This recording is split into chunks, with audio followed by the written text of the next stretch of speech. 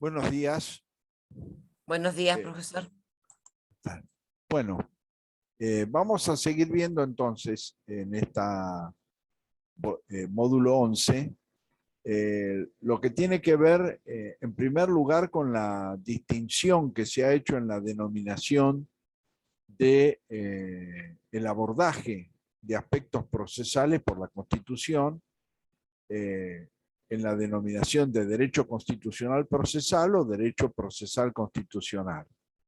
Por supuesto que la denominación tal cual de la propia formulación surge, en la primera de ellas se hace hincapié fundamentalmente en el contenido constitucional de los dispositivos procesales contenidos en el propio texto constitucional. En la denominación derecho procesal constitucional, fundamentalmente, bueno, se hace predominar el carácter procesal de esos dispositivos que están incluidos en la Constitución. Evidentemente, ¿esto qué representa? Bueno, representa sobre todo la decisión de cuál es el contenido prioritario. Si el contenido prioritario es el constitucional o el contenido prioritario es el procesal.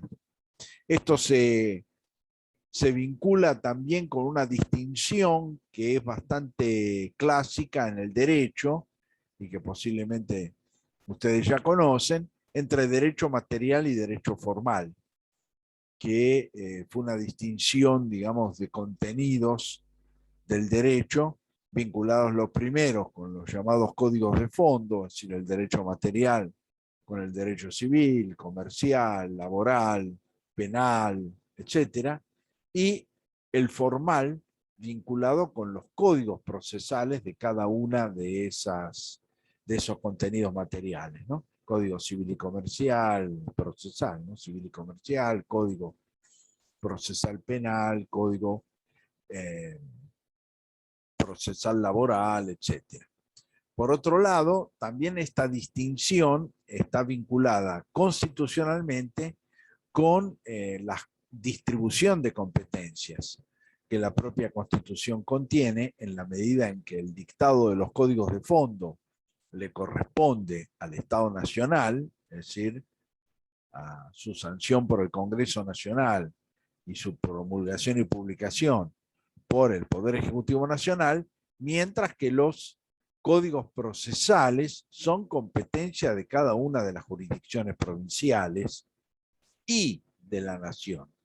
Es decir, la justicia federal, los procedimientos de la justicia federal los regula el Estado Nacional, pero luego la aplicación de esos códigos de fondo en cada una de las provincias está marcada por códigos procesales correspondientes a cada una de ellas.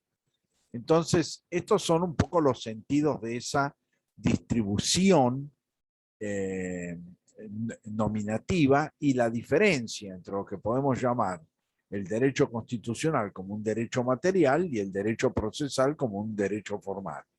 Sin perjuicio de ello, estas distinciones en realidad se han diluido en parte por la propia jurisprudencia de la Corte Interamericana de Derechos Humanos, la que en relación a la aplicación de la Convención Americana, tal cual lo hemos visto en la clase anterior, tiene dispositivos procesales, que son sobre todo el artículo 8 de la Convención, algunos de los dispositivos del artículo 7 de la Convención Americana y la regla general del artículo 25 de la Convención Americana.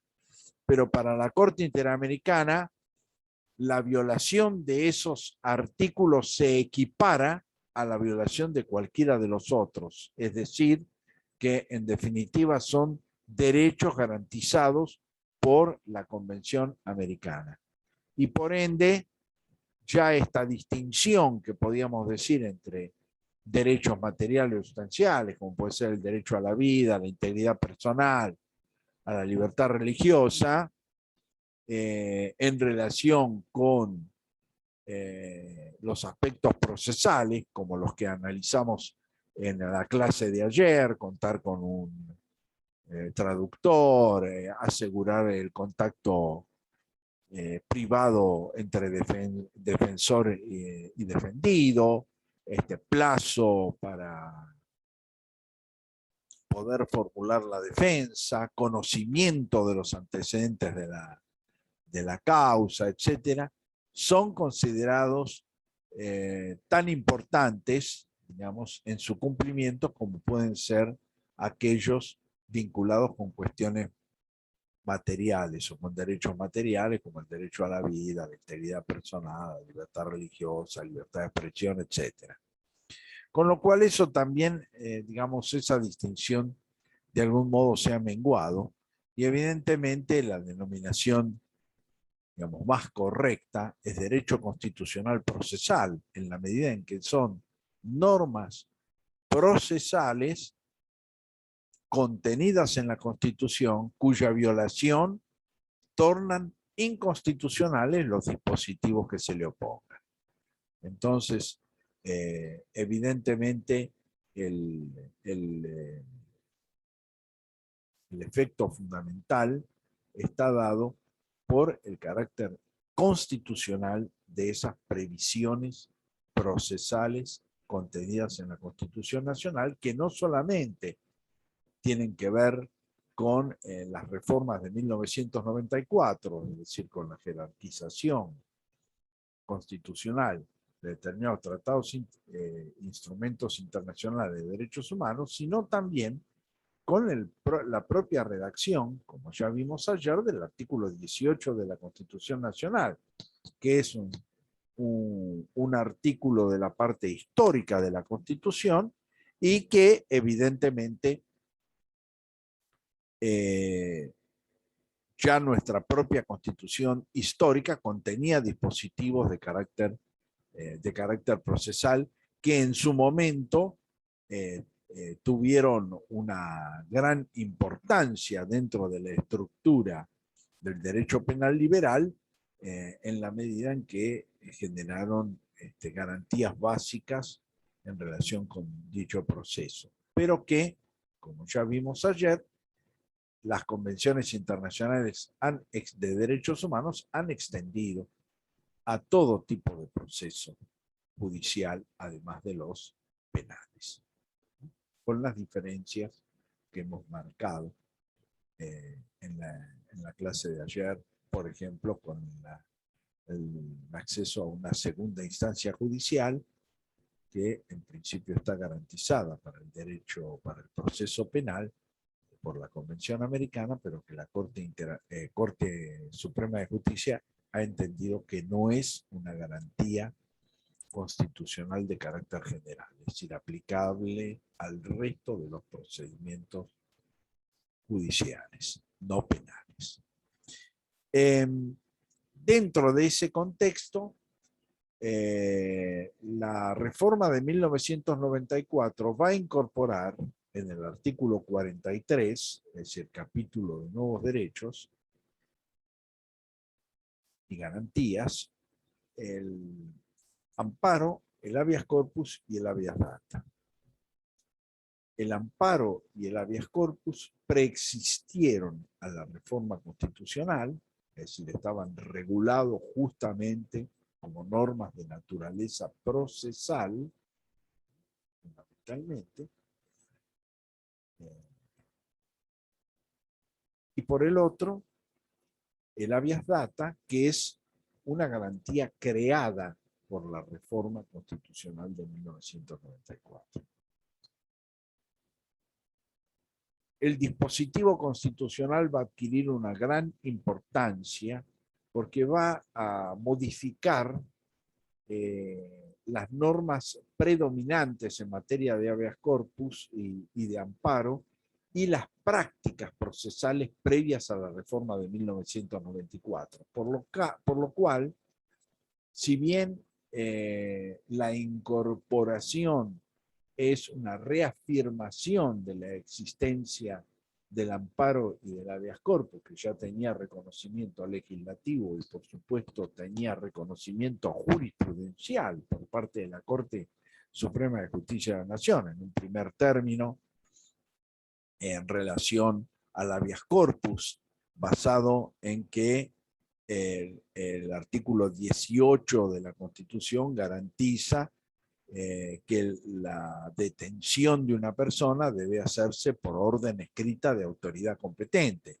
Por lo tanto, la ausencia, en principio, de esa orden escrita emitida por autoridad competente es la que genera la procedencia del habeas corpus y es el dispositivo constitucional histórico que se utilizó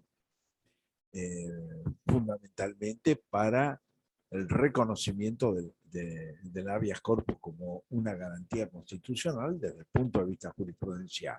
En el caso particular del amparo, el amparo es una creación pretoriana de la Corte Suprema de Justicia de la Nación en el año 1958 a partir de los casos Cot y Sini.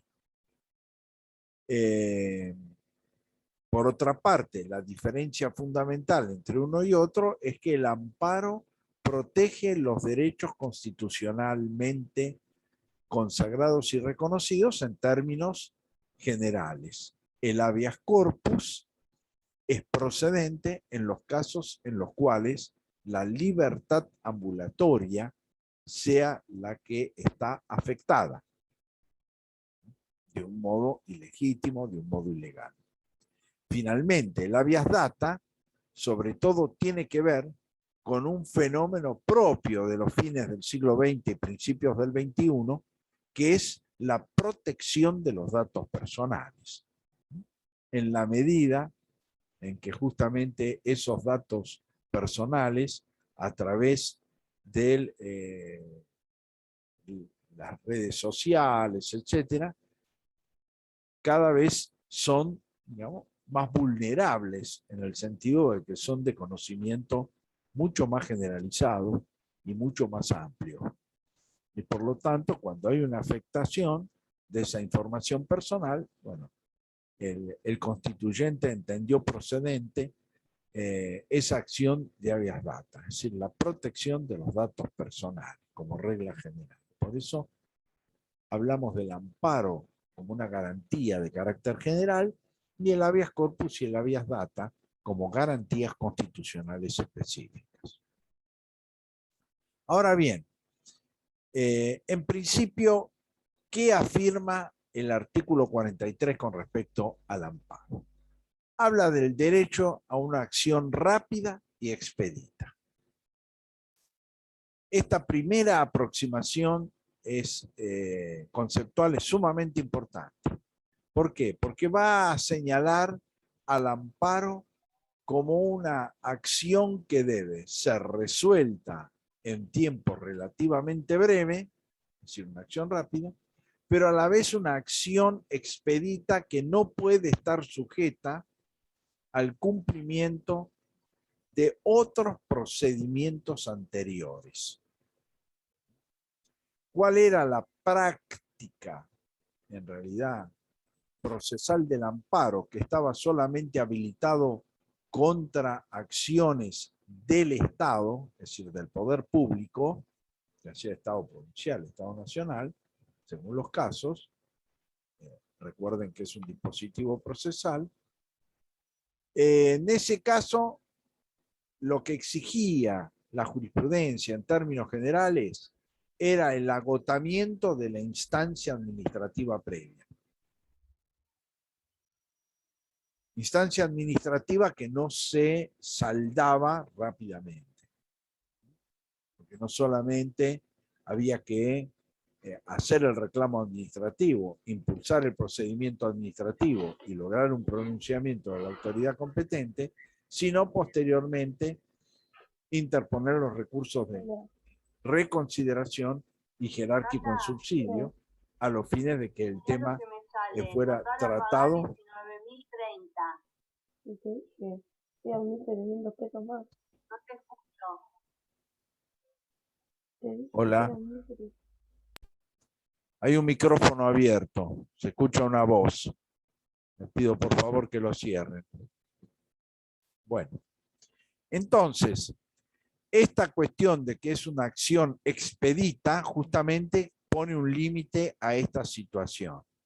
Es decir, que no puede estar sujeto al agotamiento de instancias jurisdiccionales previas como regla. Es una acción expedita. Este es el sentido del término, expedito. ¿Por qué? Porque la práctica era justamente una práctica mucho más compleja en la medida en que el agotamiento de la instancia administrativa a veces llevaba años, porque vuelvo a insistir, también la jurisprudencia sostenía la necesidad de interponer los recursos administrativos habilitados, porque si no entendía que la resolución administrativa había quedado firme y por lo tanto la recurrencia a la instancia jurisdiccional quedaba vedada, porque uno había consentido ese fallo administrativo, esa resolución administrativa. Esta es una característica que justamente el constituyente procuró neutralizar.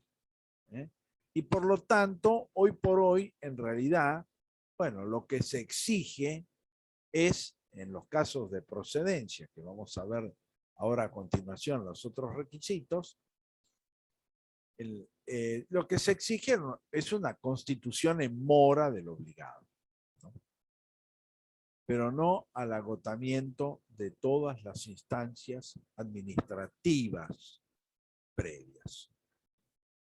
Estamos hablando cuando el obligado es el Estado nacional o el Estado provincial frente a quien se impone la acción de amparo. Esta es una de las características. La segunda es siempre que no exista otro medio judicial más idóneo. Esto también tiene un sentido práctico concreto. ¿Por qué? Porque generalmente se consideraba jurisprudencialmente al amparo como una medida, una garantía de carácter residual. Es decir, que si había otras instancias posibles, se entendía que el amparo no estaba habilitado. Entonces el constituyente lo que ha establecido es que en definitiva el único límite formal procesal está dado en los casos en que el procedimiento alternativo sea más efectivo a los fines del reclamo que se está formulando. Y por ende, bueno, si existe algún medio alternativo al amparo y eventualmente quien lo interpone entiende que es menos efectivo, menos idóneo a la finalidad que se persigue con la acción, bueno, debe por supuesto fundar las razones para demostrar esa falta de idoneidad de los medios alternativos. Pero en principio tampoco la sola existencia de medios alternativos procesales, que siempre existen, porque uno puede interponer una acción sumaria, por ejemplo, y requerir una medida cautelar, con lo cual puede poner un límite tal vez a una determinada acción, aunque no siempre esto resulta suficiente, ni es idóneo al objeto final del proceso. Entonces, la idoneidad, por ejemplo, yo puedo demostrar claramente de que frente a la necesidad de un tratamiento o del acceso a una medicación por parte de un paciente a cargo de una obra social o del propio Estado provincial o nacional, evidentemente yo no puedo esperar un juicio sumario, una apertura a prueba, etcétera, etcétera, porque eso terminaría tornando absolutamente inoficiosa la acción judicial. No carecería de efectividad para la resolución en tiempo y forma del reclamo formulado. Pero bueno, eso la Constitución también lo aclara. Medio más idóneo y por lo tanto el medio alternativo debe ser mejor, más efectivo a los fines perseguidos por la vía del amparo. Otra cuestión que se va a señalar además es que la acción que es atacada por medio del amparo puede provenir tanto de autoridad pública como de particulares. Con lo cual, esto también zanja otro problema que a veces se planteaba procesalmente. Porque hay organizaciones, por ejemplo, en el caso de una organización como el PAMI originariamente era una obra social de jubilados y pensionados que debía ser administrada por los propios beneficiarios, de acuerdo a la ley de creación, pero que hace muchísimo tiempo está intervenida por el Estado Nacional. Entonces, es jurídicamente una organización particular o es pública. Está en una situación intermedia. Es pública en la medida en que hay una intervención, pero la naturaleza jurídica que la ley le asigna no es tal.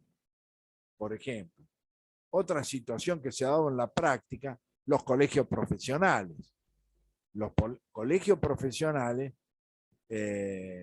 son asociaciones particulares de derecho público, por ejemplo. ¿Por qué? Porque el colegio profesional es una asociación privada, pero el control de la matrícula, que es su función principal, es una función delegada por el Estado Nacional a los colegios profesionales.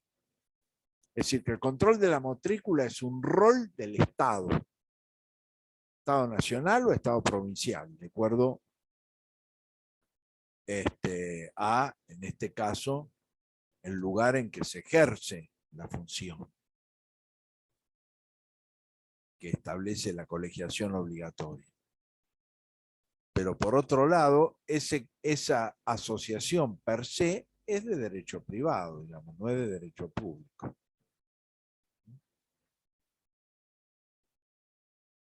El amparo se encuentra en el artículo 43 de la Constitución. El último artículo que hace referencia al capítulo de nuevos derechos.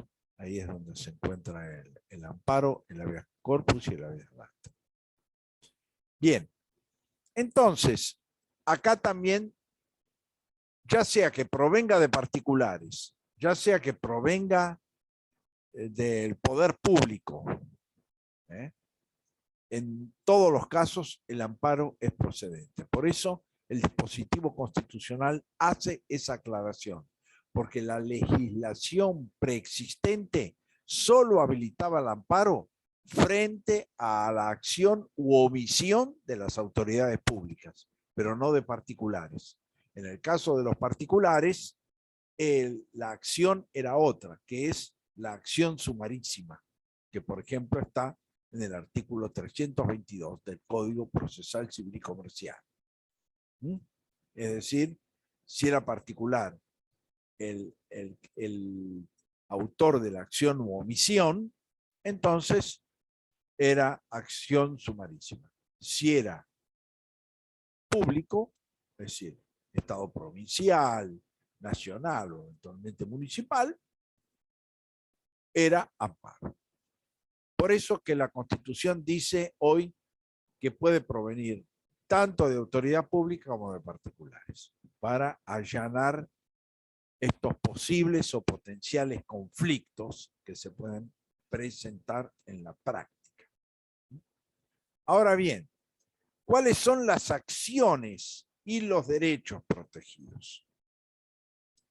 En principio, establece que restringe, altere o amenace o lesione. Es decir, la lesión, la restricción, la alteración o la amenaza. ¿De qué derechos? De los derechos consagrados en la Constitución, en los tratados y en una ley. Bueno, esto en principio también va a tener una importancia. ¿Por qué? Bueno, por la amplitud de la lesión, en primero. Puede ser que el derecho esté lesionado, que el derecho esté restringido, que el derecho esté alterado o que el derecho esté amenazado. Esto también es una situación de carácter novedosa en la cual no solamente se está frente a la lesión efectiva de ese derecho o garantía, sino que aún amenazado por razones, por supuesto que por datos ciertos, no solamente, no hipotéticos, sino por datos ciertos, pero en los cuales la posible lesión, restricción está en curso, aunque no sea concretado efectivamente, el amparo también es posible. Ahora bien, por eso habla de que esa restricción, esa lesión, esa amenaza, bueno, puede ser actual o inminente. Que lesione en forma actual o inminente. Es decir, la inminencia, ¿qué significa? Bueno, o hechos objetivos que por el curso natural de la situación van a llevar a una consecuencia disvaliosa en los términos que contempla el artículo 43. Entonces, ahí hay de por sí una ampliación del ámbito del amparo, donde ya no solamente se puede proteger la lesión actual, es decir, que se está produciendo, sino la inminencia de esa lesión.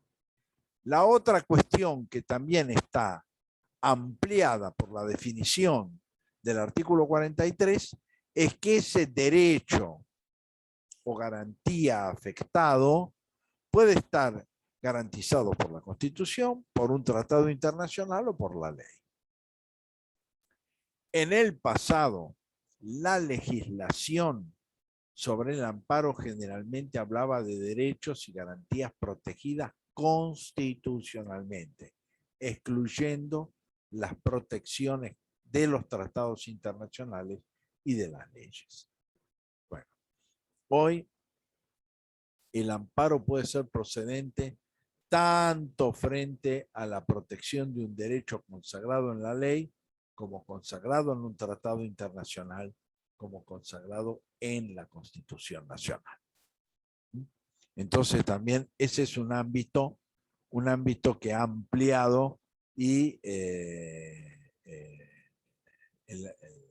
ámbito de protección, y por otro lado también, bueno, reduce la conflictividad interpretativa en ese sentido, porque basta que ese derecho a garantía esté consagrado en una ley, por ejemplo, para que el amparo sea procedente. En cambio, en otros casos, bueno, podía ser, uno debía llevarlo al nivel interpretativo constitucional, aún ese derecho consagrado en una norma inferior. Bueno, hoy esa norma inferior es directamente aplicable y por lo tanto, si se vulnera una ley, si se vulnera un tratado, también hay procedencia en amparo. Por lo tanto, esto también define un continente del amparo respecto a la competencia material, muy importante. Ahora, ¿cuál es la característica fundamental que sí sigue manteniéndose y que ha caracterizado al amparo en el pasado? Que esa restricción, esa lesión, esa afectación de los derechos y garantías debe ser en forma que refleje una ilegalidad o arbitrariedad manifiesta.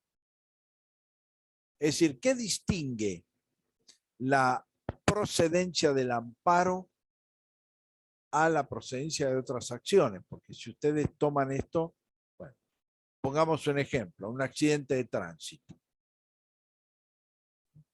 donde ha habido lesiones en una de las personas, en uno de los conductores, y se ha destruido un auto.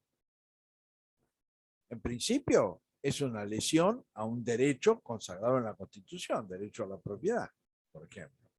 Y eventualmente puede hasta entenderse una afectación, por ejemplo, a la integridad personal, si a la vez he sufrido lesiones, etc. Bueno. Entonces hay una restricción o una afectación de un derecho constitucionalmente consagrado. Ahora, ¿por qué yo no podría interponer un amparo frente a un accidente de tránsito, por ejemplo? Bueno, justamente por esta característica. La arbitrariedad o ilegalidad debe ser manifiesta. ¿Qué significa manifiesta? Bueno, que debe surgir, digamos, por el simple hecho de los acontecimientos, que no deben generar duda alguna. En un accidente de tránsito no basta haber recibido las lesiones para determinar la responsabilidad. Hay que analizar la mecánica, hay que analizar la velocidad en que circulaban los autos, hay que analizar quién tenía prioridad de paso, hay que analizar eventualmente cuáles son los daños efectivamente sufridos y cuál es el valor retributivo de esos daños efectivamente sufridos, tanto patrimoniales como personales. Bien. Entonces, ¿esto qué exige? Exige una prueba compleja. No surge a simple vista. Es decir, yo puedo ser colisionado, pero eventualmente haber vulnerado en el marco de esa colisión una ley de tránsito, no dando prioridad a quien venía por la derecha, por ejemplo, y me vistió. Fue mi conducta imprudente la que generó el siniestro. Entonces ahí se da la determinación del grado de responsabilidad, la distribución de responsabilidades entre los actores del accidente, etc. Bueno, no surge con evidencia directa el daño. En cambio, hay situaciones en las cuales, bueno, si hay una obligación legal, por ejemplo, como pasa en los amparos de salud, de proveer un tratamiento o de proveer una medicación establecida por ley, por ejemplo, y se manda, digamos, una carta documento constituyendo en mora a la obra social o al Estado provincial o nacional obligado, y no contesta, se mantiene evasivo o niega, bueno, ya con eso puedo demostrar el incumplimiento de la obligación que surge del propio texto legal. Y puedo, por lo tanto, interponer el amparo, porque el incumplimiento es manifiesto. La ilegalidad de la conducta es manifiesta. Surge del propio obrar de las partes, sin necesidad de mayores demostraciones. Entonces, esto continúa siendo una característica que ha distinguido al amparo de las otras acciones, que es que la ilegalidad o arbitrariedad debe ser manifiesta. Si no aparece con esa característica, la acción será una acción, un juicio ordinario, un juicio sumario, pero no un amparo.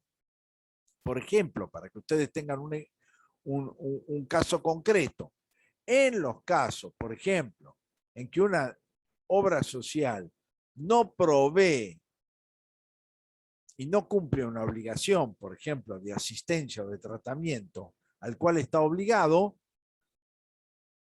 evidentemente, frente a eso el amparo es procedente. Pero si la obra social ofrece un tipo de tratamiento en una determinada unidad hospitalaria o clínica, y a su vez yo como asociado de esa obra social sostengo, no, yo no me puedo operar, digamos, por la complejidad de mi enfermedad en este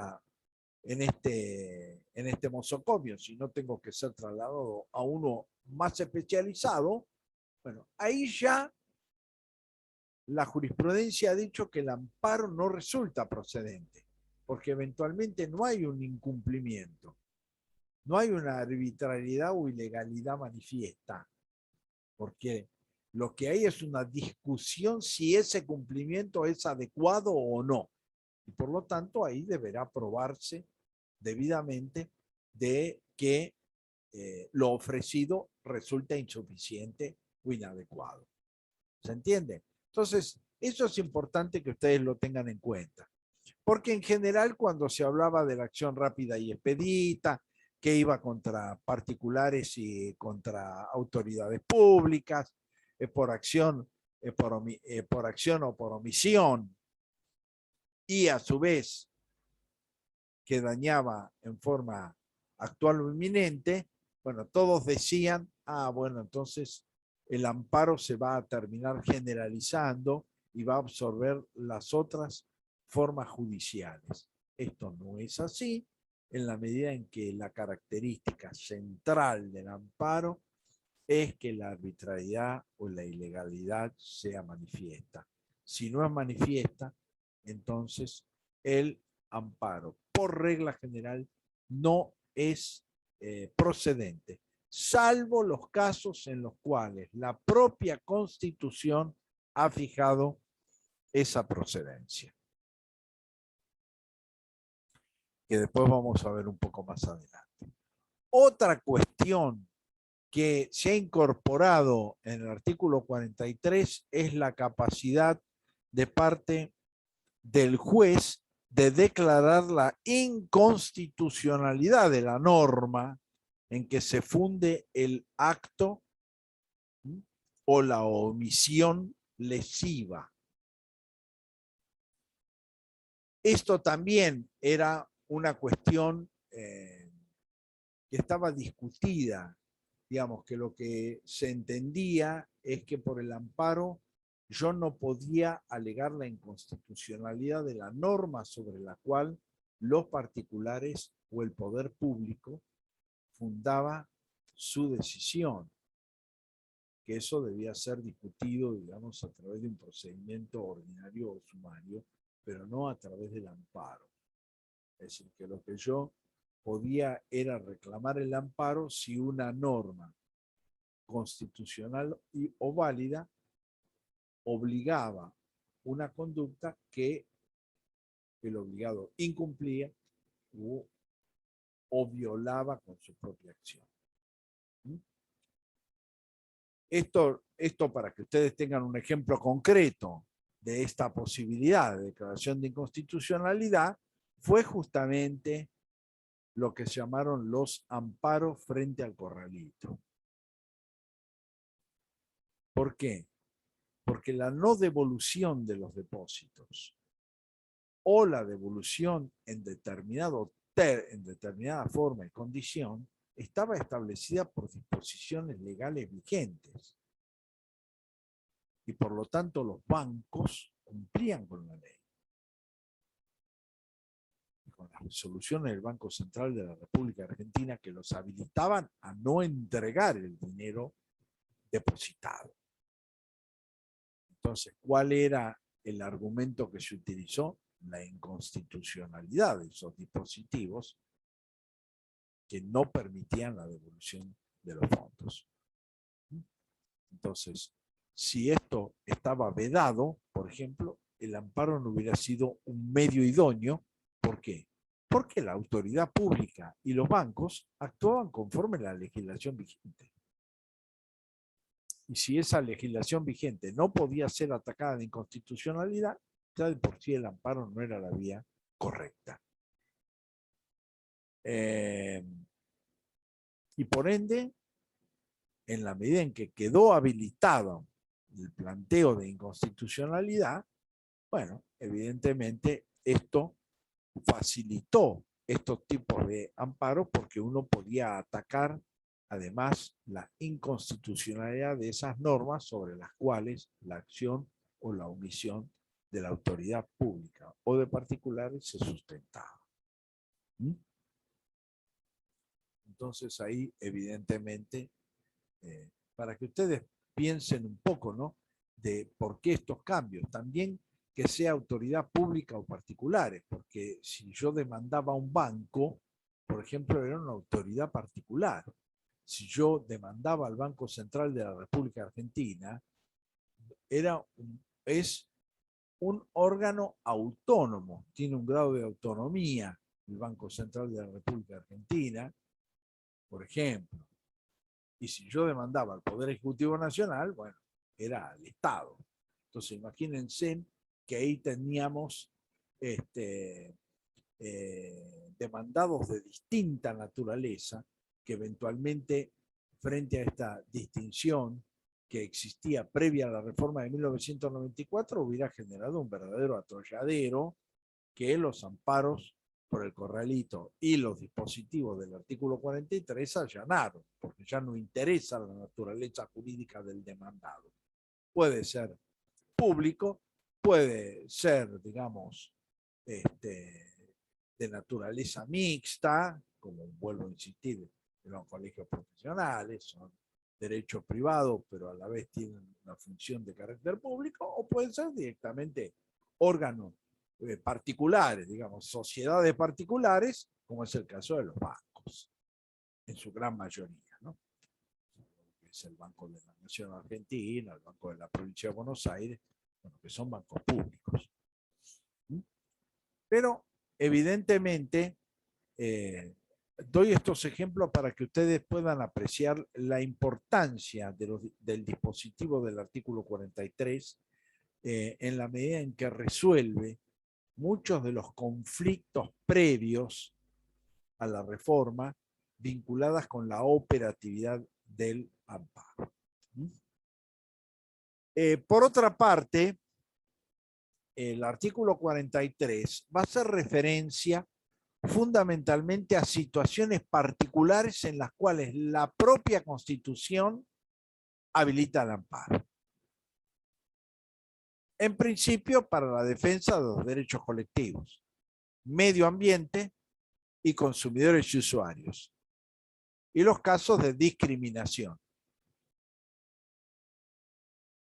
¿Por qué es importante este enunciado? Bueno, porque un amparo ambiental o un amparo en defensa de los derechos de consumidores y usuarios, en general requiere de la elaboración probatoria previa. Que haya un proceso de contaminación a partir de las poluciones, por ejemplo, que una fábrica puede estar emitiendo. Representa la realización de pruebas efectivas que acrediten el carácter contaminante de los gases que se emiten y el grado de contaminación que generan. Es decir, no es una arbitrariedad o ilegalidad inminente, sin perjuicio de lo cual el constituyente ha incorporado esta defensa de derechos colectivos en el marco del amparo. Que ya lo vimos a hablar del tema del artículo 41 y 42 de la Constitución Nacional. En el caso de consumidores y usuarios, lo mismo. Si se venden productos que engañan el precio, etcétera, hay que hacer pruebas, hay que pesar los productos. Si se venden en mal estado, hay que hacer una inspección bromatológica, etcétera, para poder determinar que verdaderamente se generan violaciones de distinta naturaleza en la información que se brinda con relación al producto, al estado en que el producto se encuentra. Eso no surge con evidencia. Hay que desarrollar una serie de pruebas que justamente justifiquen la vulneración de los derechos de los consumidores y usuarios en un caso concreto. La Constitución establece eso. Su procedencia, más allá de la complejidad de la prueba a producir. Y lo mismo en los casos de discriminación. Entonces, y a su vez, lo que tiene que ver con los derechos de incidencia colectiva en general, ¿no? Que eso es lo que hicimos referencia cuando hablamos de que justamente el artículo 41 y 42 son enunciativos, es decir, que no son los únicos derechos de incidencia colectiva protegidos constitucionalmente, porque el propio artículo 43, al tomar el tema del amparo y de los derechos colectivos, es decir, medio ambiente sano y derecho a los consumidores y usuarios, habla de otros derechos de incidencia colectiva. Cosa que hace que en todo caso en que haya derechos de incidencia colectiva en juego, cualquiera sea el nivel probatorio requerido, el amparo es formalmente procedente porque así lo dispone la Constitución Nacional, que fija su procedencia. Bueno,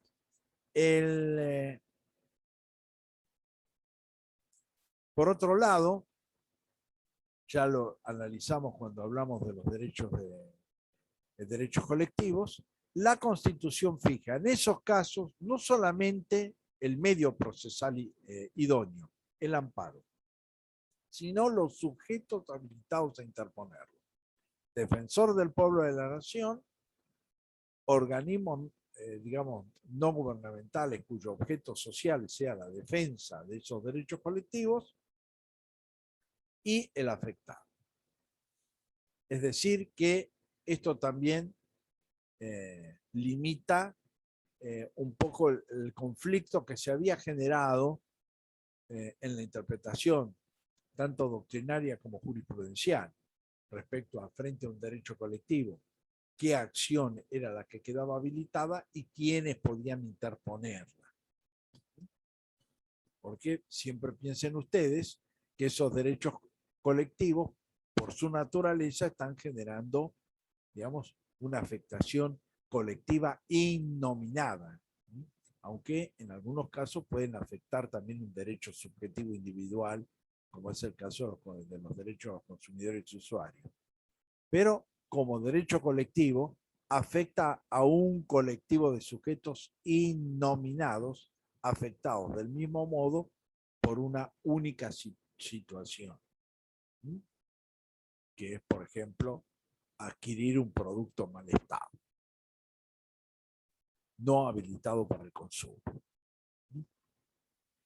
Entonces, en ese contexto, la Constitución también procura hacer una primera definición, al menos, de quiénes son los sujetos habilitados. Es decir, que si estamos hablando de un derecho de incidencia colectiva y lo interpone el defensor del pueblo de la nación, la acción, no hay debate alguno ni respecto a la forma ni respecto al actor. Es decir, la Constitución sella ese debate. No se puede decir, no podía, estaba habilitado, no estaba habilitado. La Constitución lo habilita. Si el organismo no gubernamental que defiende el derecho al medio ambiente sano, conforme su objetivo social, presenta una demanda de carácter colectivo por medio de un amparo, ese amparo está procesalmente habilitado y el sujeto actor, el sujeto activo que lo interpone también. No puede haber ya debate en ese sentido. Entonces también la definición procura superar viejos debates que se dieron, por ejemplo, en su momento, un caso que tuvo mucha importancia frente a acciones de carácter colectivo fue cuando se procuró realizar los primeros actos de privatización, por ejemplo, de aerolíneas argentinas, en la cual un conjunto de diputados nacionales interpusieron una acción de amparo destinada a evitar, digamos, la continuidad de ese proceso de privatización. Y la Corte que resolvió que en el caso no estaba el sujeto diputado nacional habilitado a la interposición de una acción. Es decir, estamos hablando antes de la reforma del 94, ¿no? Entonces se discutía quién podía interponer, cuál era ese sujeto, quién representaba esos intereses colectivos. Porque en principio un diputado nacional, bueno, representa también un interés de naturaleza colectiva. Bueno, la Corte entendió que no, que en el caso no se da. Entonces, para evitar esos debates, la Constitución fija esos sujetos. Sin perjuicio de lo cual, vimos cuando hablamos de derechos colectivos que el constitucionalista Quiroga Lavie habla de lo que se llama el amparo colectivo. Es decir, donde el sujeto que puede interponer la acción, en definitiva, es cualquier sujeto en la medida del carácter colectivo de la afectación. Y no solamente los nominados en la Constitución. Pero, al menos, esto entendido mayoritariamente, esa denominación de sujetos activos habilitados a interponer la denuncia de amparo, la acción de amparo de carácter colectivo, están absoluta y totalmente legitimados por el propio texto de la Constitución Nacional. Luego, el artículo 43 incorpora lo que se denomina el habeas data. El habeas data tiene como finalidad, como su propio artículo 43 lo dice, tomar conocimiento de los datos a ella referidos, es decir, a la persona que interpone el habeas data, y su finalidad, que consten en registros o bancos de datos públicos o los privados destinados a proveer información. Es decir, una situación que hoy por hoy, justamente a partir de la reforma constitucional, se ha allanado muchísimo, pero antes de la reforma, por ejemplo, el órgano que cumplía este rol, que fundamentalmente de información comercial, que lo sigue siendo, es el Veraz. Entonces, ¿qué es lo que sucede? Bueno, cuando hay un incumplimiento comercial, lo primero que hace la empresa es denunciarlo en el Veraz. ¿Por qué? Porque en general, si esa persona va a sacar otro producto a crédito, ¿no?, o abrir una cuenta en un banco, etcétera, bueno, puede efectivamente pedir la información obrante en el Veraz para determinar si es una persona cumplidora o no, si es una persona comercialmente responsable o no. ¿Qué sucedía en el pasado inicialmente? El acceso al Veraz era dificultoso. Es decir, hoy por hoy está allanado. Es decir, uno puede obtener la información personal existente en el Veraz en este momento en forma simple, sencilla y sin inconveniente. Esto no fue originariamente así. En primer lugar, porque era una alternativa que no estaba demasiado popularizada. Es decir, a veces uno se enteraba de que existía el Veraz porque le decían, no, usted sacó, qué sé yo, una heladera a crédito y no la pagó, por lo tanto nosotros no le vamos a otorgar un nuevo crédito. ¿Y dónde surge eso del Veraz? Y a la vez, cuando uno quería recurrir, no obtenía fácilmente esa información. Por eso es que el constituyente fijó como primer objetivo, siempre hablando de información existente en organismos públicos o privados que ofrecen información a terceros. Esta es la característica fundamental de la institución que acopia esa información. Entonces, la primera finalidad de la Habeas Data es conocer la información obrante en ese organismo público o privado y cuál es la finalidad por la cual esa información se almacena y se difunde. Esos son los dos objetivos primarios, iniciales de la Habeas Data.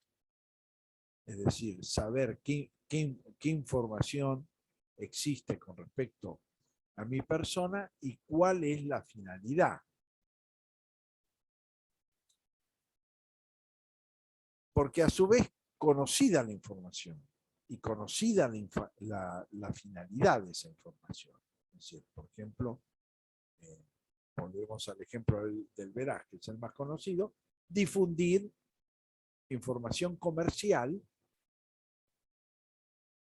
a terceros. ¿Por qué? Porque luego la Constitución fija una segunda etapa del Habeas Data, que es conocida esa información y conocida la finalidad de esa información, yo, ¿qué puedo hacer? En caso de falsedad o discriminación, para exigir la supresión, rectificación, confidencialidad o actualización de aquellos. Es decir, yo puedo ver, por un lado, que la información es una información que es inexacta,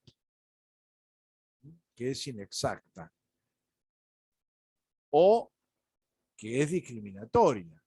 Es decir, si es una información, vuelvo al Veraz, pero dice, no, está afiliado a tal partido político, profesa tal religión, etcétera, etcétera, son todas informaciones que carecen de todo sentido comercial.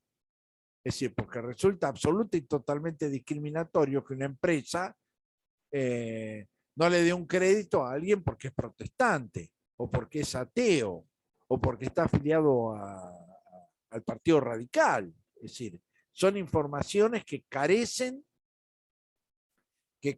de sentido y por lo tanto resultan de contenido discriminatorio, porque nadie puede fundar el rechazo de un crédito sobre la base de esa información, en primer lugar.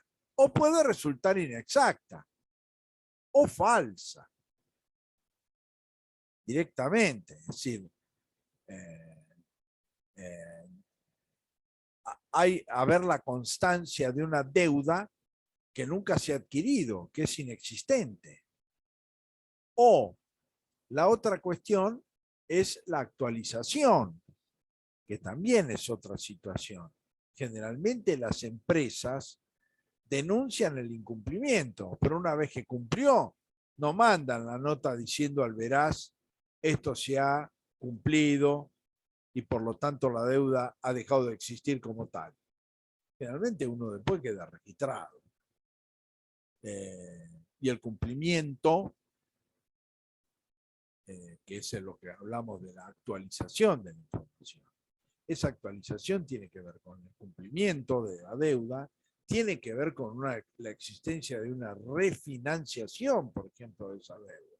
Es decir, que si la propia empresa uno le ha otorgado una refinanciación y la está cumpliendo, evidentemente eso debe existir en esa información, porque quiere decir que hay una voluntad de pago por parte del deudor.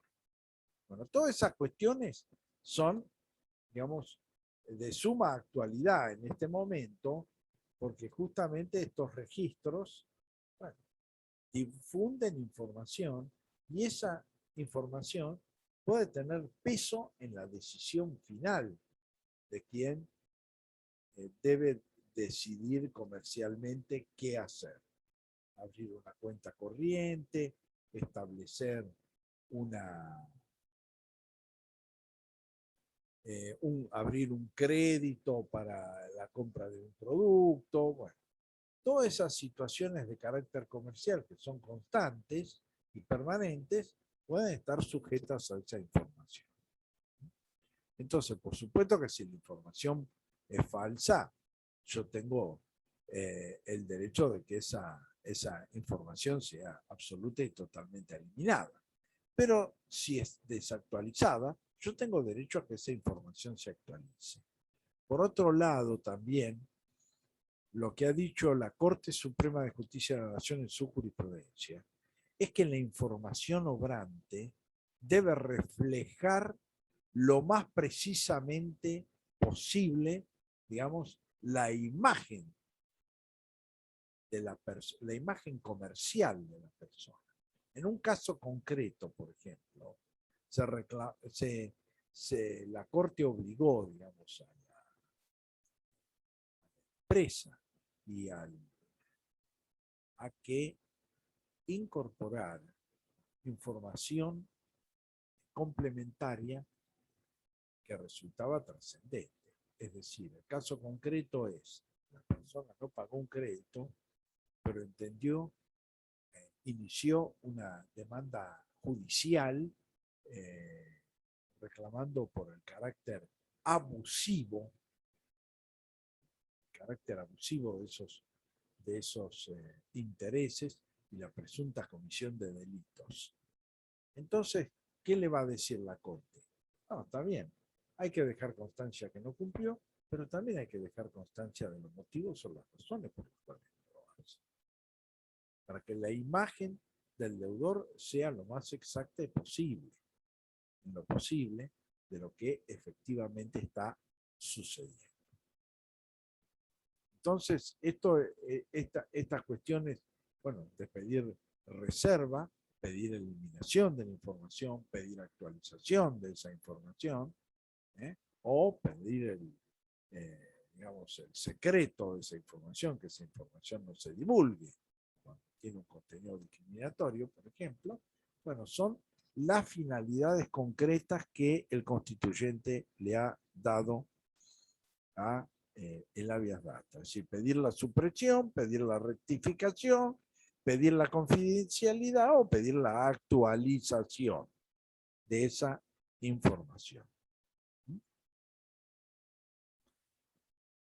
Sin perjuicio de lo cual, sí lo que sostiene es que no se puede afectar las fuentes periodísticas. Es decir, yo no puedo acceder por medio del habeas data a las fuentes periodísticas, es decir, saber un periodista qué información tiene respecto a mi persona.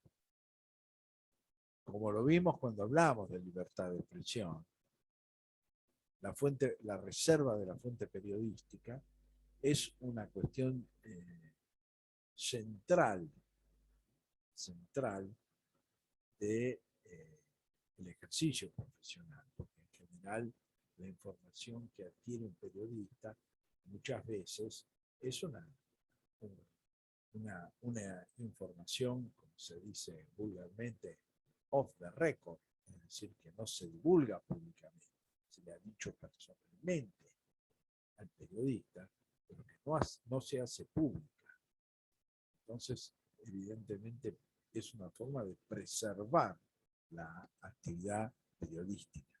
Ya vimos cuando hablamos de libertad de expresión y del caso Campillay que conforme la jurisprudencia de la Corte, si una información se ajusta a una fuente legítima en la descripción de su contenido, el medio o el periodista se exime de responsabilidad porque ha transcrito centralmente lo que una fuente legítima ha expuesto. Por ejemplo, cuando la policía hace una conferencia de prensa y muestra las armas secuestradas y dice que las personas detenidas tienen un gran prontuario, etcétera, etcétera. Bueno, y eventualmente después los hechos son desmentidos. El periodista, a pesar de esa situación y aún eventualmente resultando finalmente falsa esa información, bueno, una fuente acreditada es la que la divulgó. Entonces, en la medida en que se ajusta a esa fuente y sobre todo no formula adicionalmente, digamos, comentarios, opiniones personales, etcétera, sobre eso, bueno, hay una forma de exhibición de responsabilidad en el contexto del presidente Campillano. Cuando surge la reforma de 1994 y la reserva de la fuente periodística, ahí se generó una discusión respecto a si la divulgación de la fuente continuaba siendo una causal de exhibición de responsabilidad en la medida en que la Constitución está protegiendo su secreto. Y lo que dijo la Corte es que sí, que si se quiere eximir de responsabilidad, debe hacer pública la fuente respectiva. Con lo cual, bueno, esto sería difusión de la fuente por voluntad propia del periodista cuya fuente se encuentra constitucionalmente protegida. Es la situación. Pero la protección de la fuente de información aparece justamente en relación en la última parte del tratamiento de la habeas data como uno de los mecanismos fundamentales, digamos, a ser preservados en forma explícita. Siempre se consideraba, digamos, implícitamente que la fuente periodística tenía protección porque hacía a la función y el rol propio del periodista. Poder contar con diversidad de fuentes y a la vez esas fuentes mantenerse en secreto, mantenerse en privado. Pero esto aparece explícito en la Constitución, aunque eventualmente el propio periodista, para salvaguardar su responsabilidad, puede hacer conocer, digamos, la fuente periodística como una de las causales de exhibición de responsabilidad. Bueno, finalmente la Constitución aborda el habeas corpus. El habeas corpus, como ya lo dijimos, protege la libertad ambulatoria. Por lo tanto, el derecho que se perjudica, que se restringe, que se afecta, que se limita ilegalmente o indebidamente o inconstitucionalmente, debe ser la libertad ambulatoria, el derecho al desplazamiento.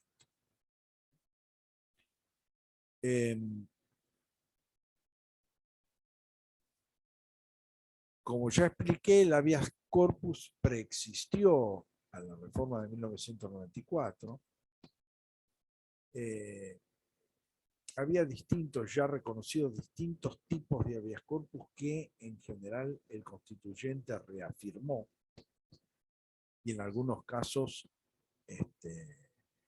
resolvió también discusiones que estaban en interpretación jurisprudencial y doctrinaria a través de su consideración en esa última parte del artículo 43. Entonces, lo primero es que el habeas corpus es una acción que está destinada a la protección de la libertad ambulatoria en la medida en que aparece una restricción, una afectación o una amenaza a esa libertad ambulatoria. Es decir, también, al igual que en el amparo, en el caso del habeas corpus, no solamente está digamos, la lesión actual, sino también la lesión inminente a esa libertad. Entonces ahí aparece una primera cuestión.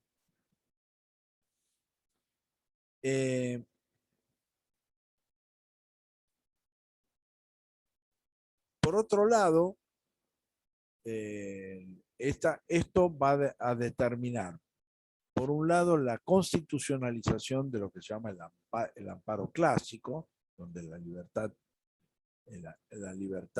física está afectada, se presume que afectada en forma ilegal. Habeas corpus viene de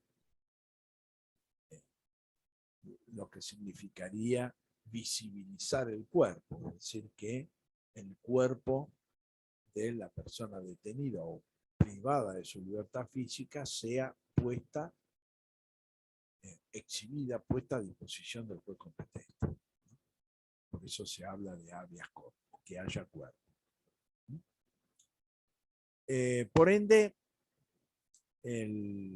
este habeas corpus clásico está, por supuesto, constitucionalizado, y también lo que se llamó el habeas corpus preventivo, en la medida en que también se incorpora la situación de amenaza.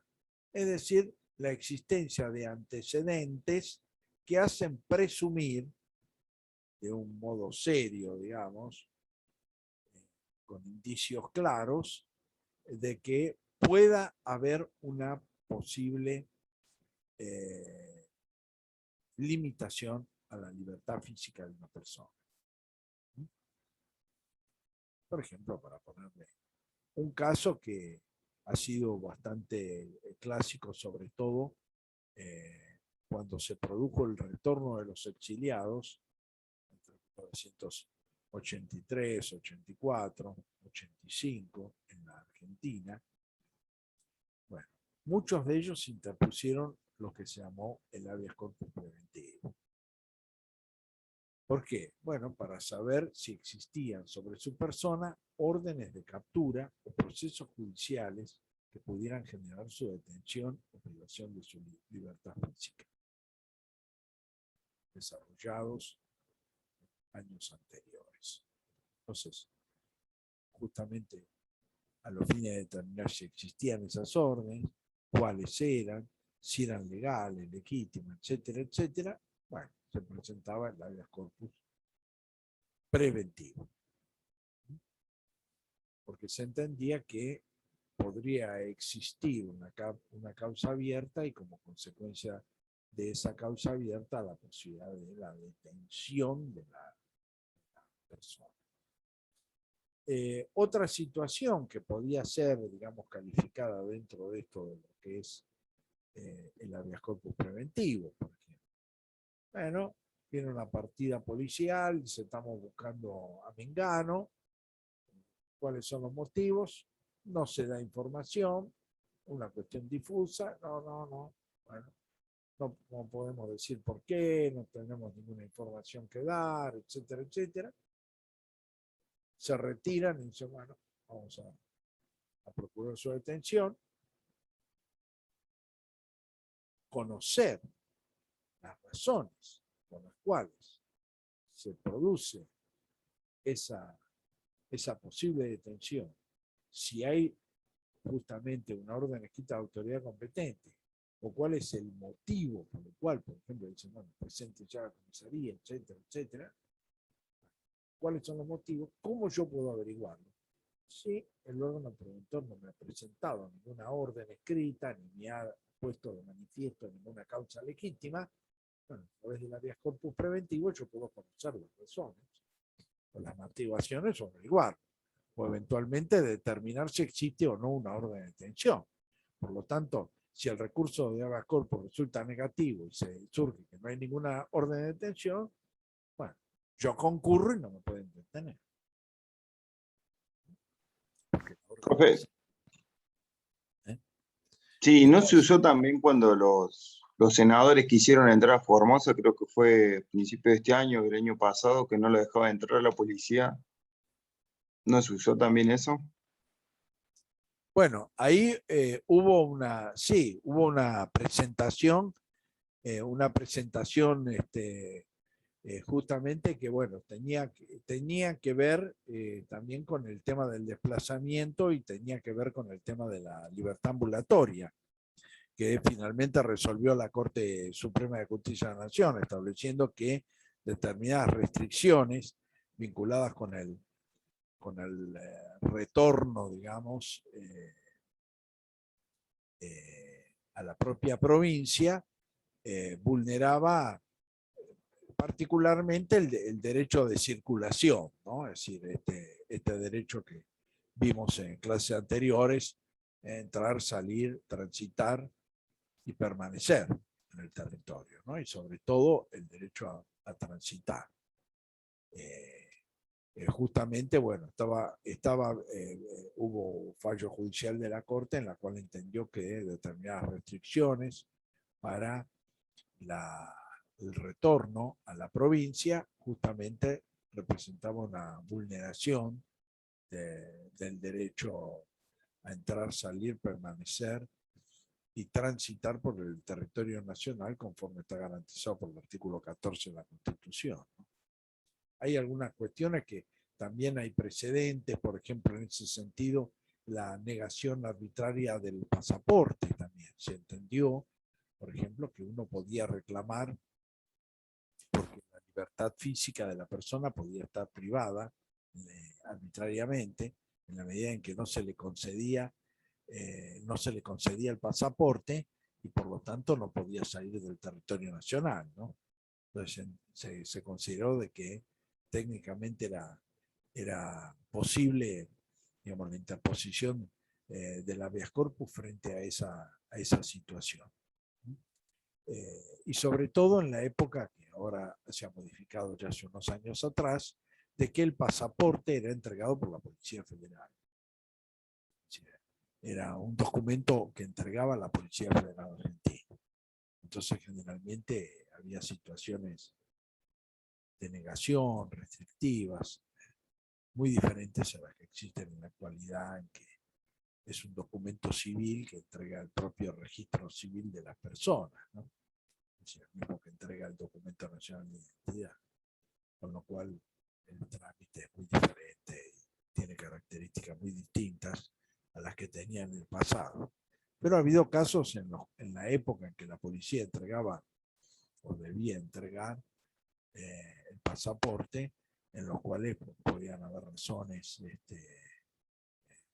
arbitrarias, insuficientes, y el habeas corpus era una forma habilitada para la interposición, ¿no?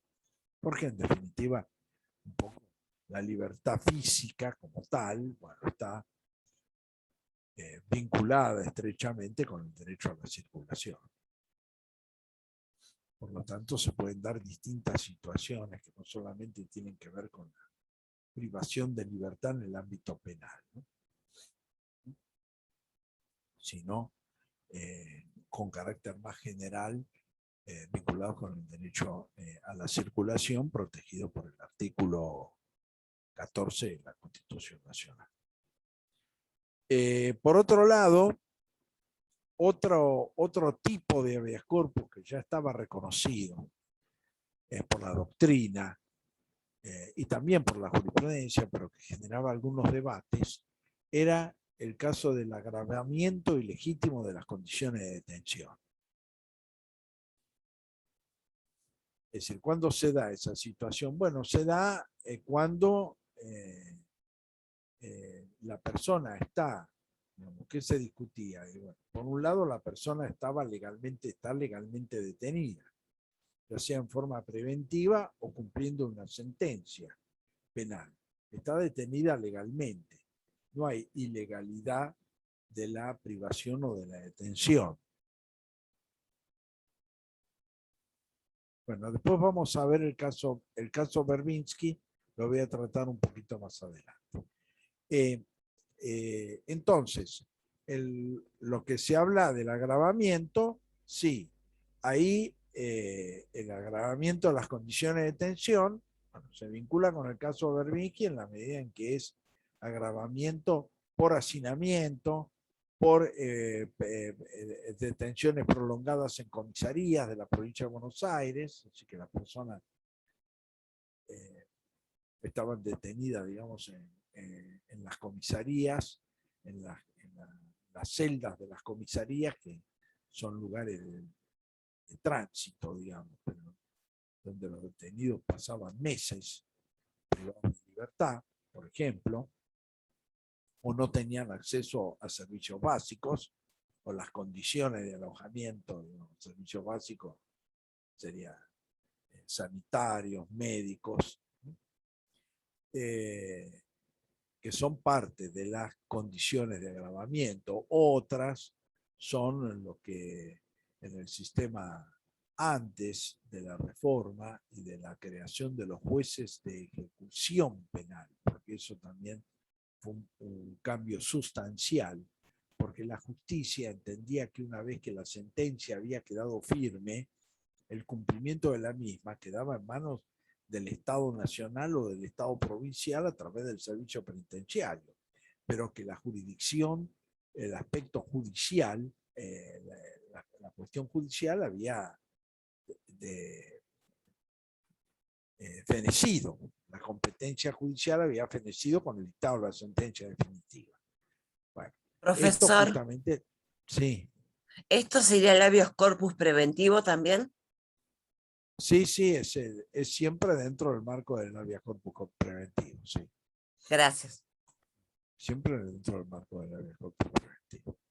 Entonces, hay distintas formas de agravamiento en las condiciones. Una es las condiciones de alojamiento, ¿no? Pero otras tienen que ver con determinados procedimientos que se llevan adelante. Por ejemplo, en materia servicio penitenciario, por ejemplo, ¿qué hacía? Bueno, lo que se conocía como la calecita. ¿En qué consistía esto? Y bueno, estaba una semana en una unidad penitenciaria, la semana siguiente lo pasaban a la otra en una tercera, etcétera. Entonces eso representa una situación, digamos, de agravamiento en la persona, en la medida en que la persona detenida no se puede asentar en una unidad penitenciaria. También ese agravamiento puede reflejarse en la imposibilidad o las dificultades de contacto familiar de la persona privada de libertad. Es decir, lo mismo que por eso se procura que esa persona mantenga o esté detenida en la medida de lo posible en una unidad penitenciaria cercana a la residencia de su familia, a los fines de poder recibir visitas, etc. Bueno, todas esas cuestiones pueden aparecer como agravamientos ilegítimos de las condiciones de detención que el constituyente constitucionalizó definitivamente, incorporándolo en el artículo 43 de la Constitución Nacional. El segundo aspecto que se discutía era un aspecto procesal, es decir, ante quién se interponía el habeas corpus preventivo, que era la discusión entre el juez de la causa o un juez autónomo o independiente.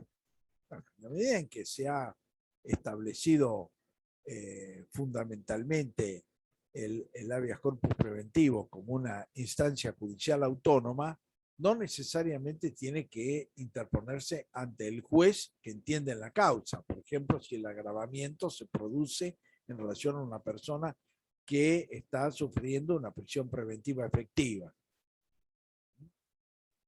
porque está reconocido como una acción autónoma.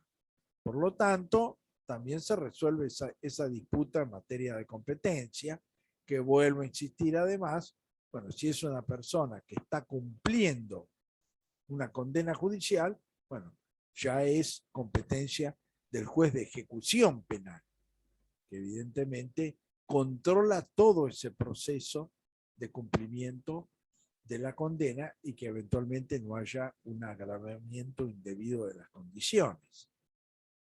También otras pueden ser agravamientos en las condiciones de detención que sean de carácter arbitrario. Como ustedes saben, las unidades penitenciarias en general tienen distintos grados de seguridad, de máxima seguridad, seguridad intermedia y mínima seguridad. Entonces, bueno, las de máxima seguridad son aquellas que fijan muchas mayores restricciones a las personas privadas de libertad. Y bueno, si una persona pasa de una seguridad media o mínima a una máxima sin causales disciplinarias legítimas, es decir, reglamentarias legítimas, hay un agravamiento también ilegítimo de las condiciones de detención. Es decir, que el concepto es un concepto amplio en relación a las causales que pueden dar origen a ese agravamiento de detención, ¿no? Tanto al acceso a los servicios básicos, la alimentación, las condiciones de alojamiento, el hacinamiento, etc. Una cuestión importante que vimos un poco cuando hablamos de los derechos colectivos y que también se vincula con el caso Berbisky, es que la Corte reconoce el habeas corpus colectivo.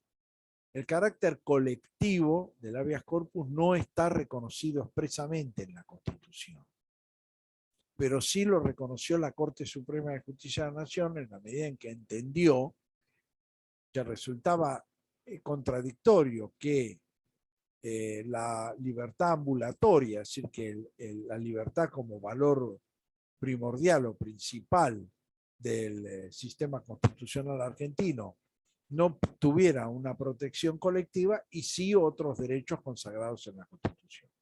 Por lo tanto, también por vía jurisprudencial, la Corte entendió que no solamente el amparo puede ser colectivo, sino también el habeas corpus puede adquirir carácter colectivo. Y además en este caso, como es en el caso Berbisky, es decir, él interviene como presidente del Centro de Estudios Legales y Sociales. Es decir, no lo hace a título personal, sino como presidente de un organismo no gubernamental de derechos humanos.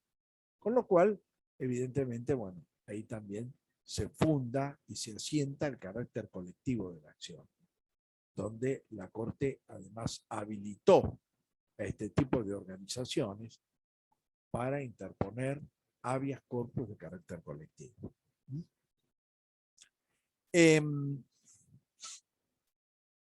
Por último, la Constitución incorpora lo que se llama los casos de desaparición forzada de personas, que son casos de privación de libertad, pero que a la vez están caracterizados por la falta total de información respecto a los autores de la privación, el lugar eventual en que la persona pueda encontrarse alojada, la autoridad interviniente, etcétera, etcétera, ¿no? Es decir, es una situación que se ha incorporado por el constituyente al habeas corpus porque es una forma de privación de libertad, pero que a la vez se ha habilitado, cosa que en última instancia resulta procedente en la medida en que la investigación de esa desaparición forzada, de la búsqueda en este caso, porque el sentido sería hacer cesar esa situación inicialmente, pueda generar una investigación mucho más compleja y de mucho más tiempo frente a lo que es el habeas corpus, donde lo que se procura es obtener una información rápida y en forma rápida y una resolución, digamos, más o menos inmediata de la situación, que se pone en conocimiento del órgano jurisdiccional competente. En el caso de la desaparición forzada, la investigación puede ser mucho más prolongada, mucho más ardua, pero a pesar de eso, el constituyente ha habilitado el instrumento del habeas corpus como el procedente a los fines de determinar por lo menos el destino o la situación actual de esa persona desaparecida. Bueno, dejamos acá y nos vemos entonces el próximo lunes, donde vamos a empezar a desarrollar el sistema internacional de derechos humanos. Hasta el lunes. Gracias, profe. Hasta el lunes. Gracias, hasta el lunes.